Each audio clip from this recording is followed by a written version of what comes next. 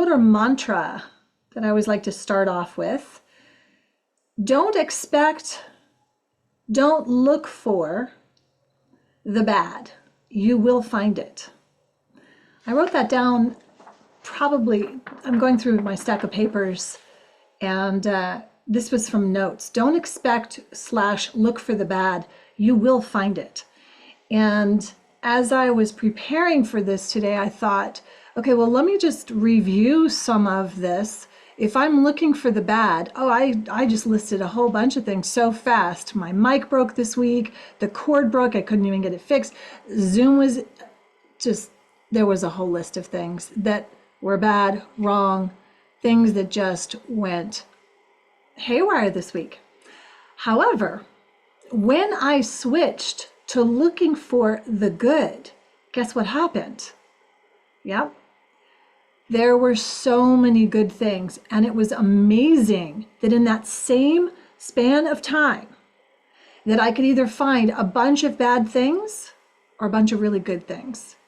And so that is really something that I think we should take to heart and practice for ourselves in leading from that place. You are always going to get what you look for. So look for the good. I also say, when you are needing to debug situations, don't be afraid to find the things that are not going well. But don't go after looking for the bad. Be really clear that you're looking for something that can be up-leveled or something that can be optimized. So when you direct this powerful computer between your ears to do something, it will do it. That is what's so amazing. It will do it. But if it's on autopilot and it's doing someone else's agenda, that is a problem. You have by default stopped leading yourself. Mentally, emotionally, physically, spiritually, business-wise, you've stopped. You have forfeited your ability to lead, which is your natural ability. So interesting, isn't it? Okay, so now we're going to go look at the bookshelves today and see what pops out. And we'll see, not necessarily favorite books, but just something that just thought I'd start doing this little experiment and see what's what with the books on the bookshelf. Ooh, whoa. Okay, that's interesting. Not sure who needed this because this was pulled completely from an intention of who needs to see this one. So this is Ramtha Intensive Change, the Days to Come. Whoa, whoa, whoa. One of my esoteric books. Thank you, Pals. Probably picked this up on Pals on Burnside. Love the esoteric. Okay, so I just opened this up to this spot. We'll read it and we'll see what happens. I'm not going to judge. No, I'm not even going to judge. Someone needs to hear this. Someone needs to hear this. Okay. This is in the side bracket. It's quote, "It is wondrous to see how you take the knowingness, filter it, and interpret it to create your own truth." Interesting. The other thing that I'm applying today, because I noticed this a lot, especially when I was talking to my younger son today, I was pointing fingers. You need to get this done. You need to get this done. And there were like 50 fingers pointing back. You need to decide on this. You need to... And I'm like, oh my gosh, I needed to hear everything I just said to you. That's what I said to my son. And it's true. How many times are we pointing fingers and really we're the one that needs to hear it? We're the one that needs to take that action. We're the one that needs to take that responsibility. Okay, so this is really interesting. And so what that means, really, why I said that is because maybe I pulled this book off the shelf because I needed it, not necessarily someone who will be listening to this, whether live or sometime in the future. Okay. I'm not going to go into who Ramtha is. It's channeled work.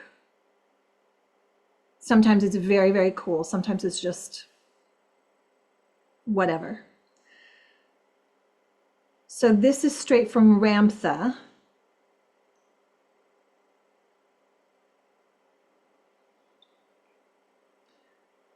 Well, you cannot gain wisdom if you are hungry, tired, or uncomfortable where you sit. Now, know you that everyone has their own truth, for everyone is their own God.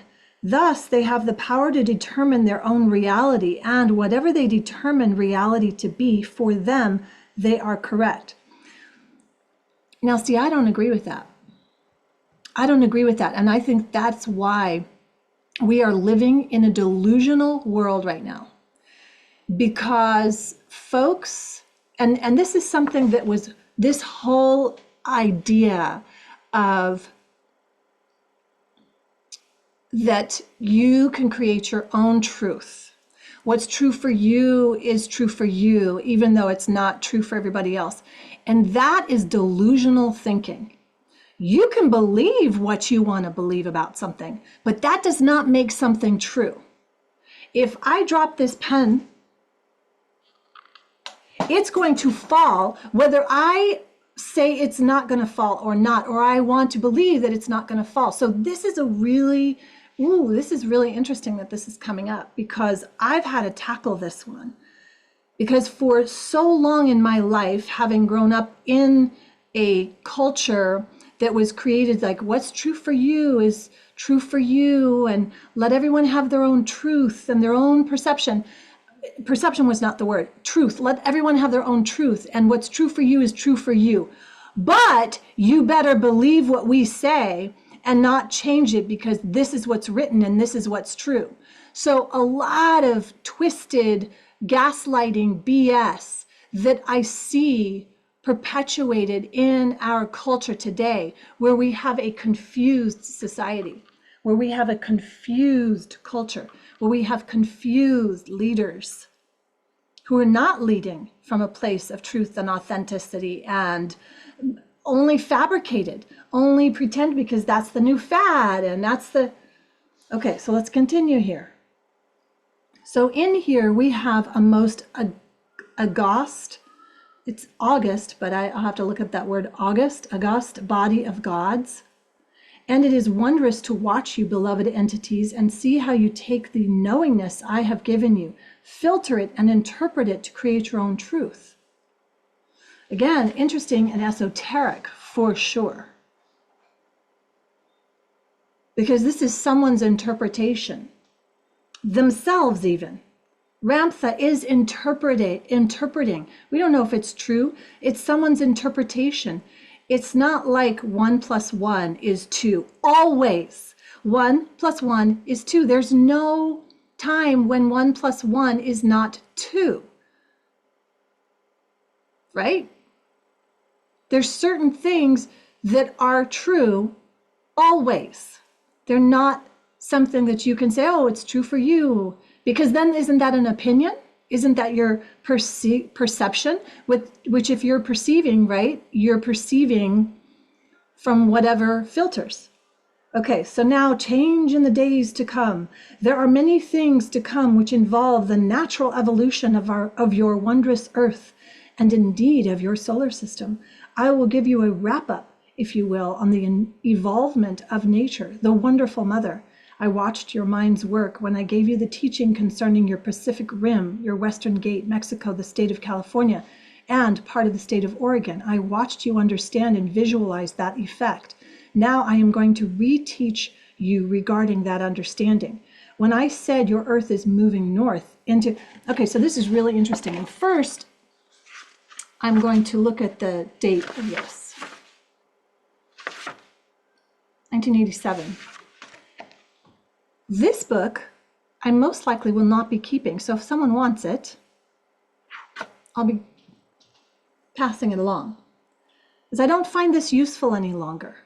But what I do find useful and helpful in me reading that is that, wow, here's a book, 45 plus pages.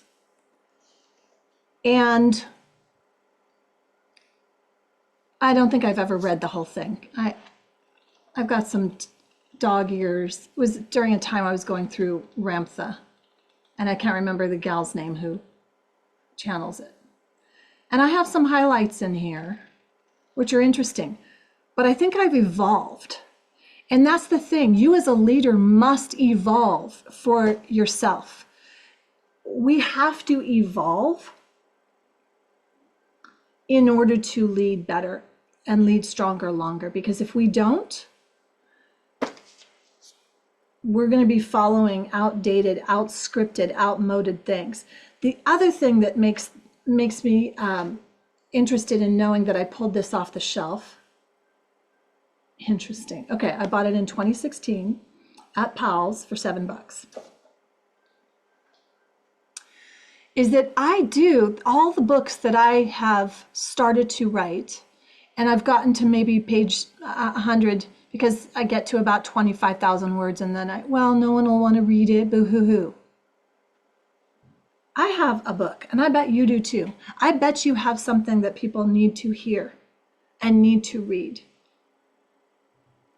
And if we go back then to the truth, your interpretation of the truth, or what you know that someone needs to hear. Very interesting podcast today. Thank you so much for joining me. Thank you for allowing me to have this opportunity. I see this little horn sticking up when I put a ponytail in. Whatever. Okay, very, very interesting. I want to do, oh my gosh, I made it worse. So I want to start doing more of these lives and have feedback from folks. And not necessarily to do esoteric, but to do it more like fun, because I think we need more inspiration and not dogmatic. I don't need to be dogmatic anymore. I used to be really dogmatic. I don't need that anymore. I think what we need is truth, more simple truth. And the reflection back of that truth, not that we're all in the same pool going, oh yeah, you're right. Instead, no, we're reflecting back going, yeah, if you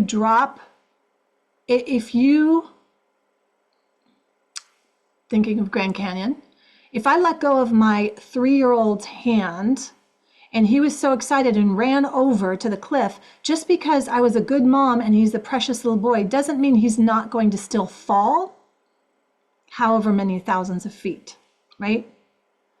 So there's truth, and then there's this made up stuff, and then there's people's interpretations, and then there's people, a variety of nuances that can be twisted and made into something. But ultimately, my point today is that you must lead yourself first.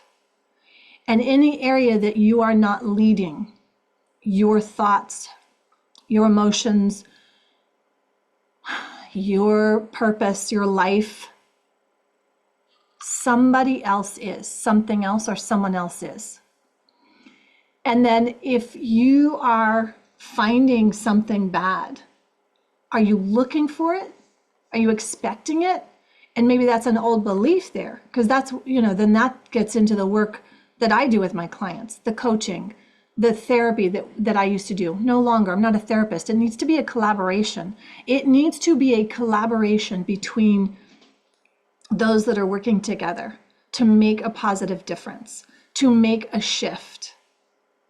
And that is so crucial. It can no longer be, from my viewpoint, no longer be this thing where someone feeds you something or says you need to do it this way and that's the way it's going to happen. We need to start looking for and leading ourselves first. There we go. Let me know how this resonates, and I'll see you next week.